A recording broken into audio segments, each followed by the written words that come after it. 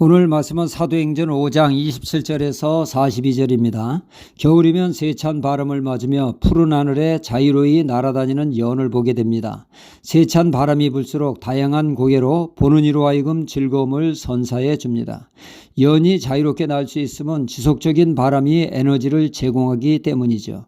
그렇게 하늘 끝없이 오르던 연이 바람이 잦아들면 에너지를 잃고 추풍 낙엽처럼 맥없이 땅바닥에 떨어지게 됩니다. 만약 연에게 계속 에너지가 공급되면 떨어지지 않을 텐데 말이죠. 우리의 삶에 끝없는 활력과 힘을 제공하는 것이 무엇입니까? 우리로 하여금 지치지 않게 하고 열정적인 힘을 제공하는 것은 바로 사랑입니다. 야곱을 보면 이를 알 수 있죠. 라헬을 사랑한 야곱, 라헬과의 사랑을 이루기 위해 그가 치르는 대가는 혹독했습니다. 낮에는 푸른 초장을 찾아 양떼를 몰고 다녀야 했으며 밤이면 양도둑을부터 양을 지켜야 하는 힘든 나날이었죠. 자도 자는 것이 아닙니다. 바스락 소리만 나도 깨어야 하니 말이죠. 하루가 천년같이 느껴지는 고달픈 삶입니다. 하지만 야곱은 이런 세월을 눈 깜짝할 새에 지나갔다고 말을 합니다. 이럴 수 있었던 것은 사랑의 힘이었죠. 그 사랑이 그를 지치지 않게 했으며 오히려 힘을 제공해 주었던 것입니다. 사랑은 지칠 줄 모르는 위대한 힘입니다. 그러기에 주님은 베드로에게 내가 나를 사랑하느냐 물으셨습니다. 사랑이 있다면 어떤 상황에도 변함없는 모습을 보였을 것이라는 말씀이죠. 둘째로 우리에게 끝없는 힘을 제공하는 것은 믿음입니다. 주님은 누가복음 18장에서 항상 기도에 대해 낙심하여 중도에 포기하는 일이 없도록 불의의 재판관과 과부에 대한 말씀을 주셨죠. 어느 도시에 과부가 살고 있었습니다. 그 과부에게는 법적으로 해결해야 될 문제가 있었는데 그래서 그 과부는 이 문제를 가지고 재판관에게 나가게 됩니다. 그런데 그 재판관은 뇌물 깨나 밝히는 자로서 맨입으로는 절대 일처리를 하지 않습니다. 반드시 급행료를 받아야 일처리를 해줍니다. 그러니 과부의 소리는 늘 뒷전으로 밀리게 되었죠. 그럼에도 불구하고 과부의 탄원은 멈출 줄을 모릅니다. 재판장은 반드시 일을 처리해 줄 것이라는 믿음을 가지고 말입니다. 포기할 줄 모르는 과부, 지칠 줄 모르는 과부에게 재판장은 손과 발을 다 들고 난생 처음 맨입으로 일처리를 도왔다는 말씀입니다.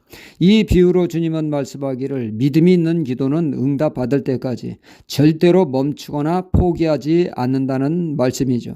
셋째로 힘을 제공하는 것은 소망입니다.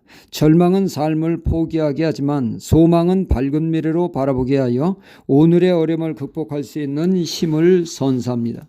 바울이 배를 타고 로마에 압송될 때 유라굴라 광풍이 들이닥쳐 배는 침몰할 위기 앞에 놓여 승객들은 완전 초죽음이 되었습니다.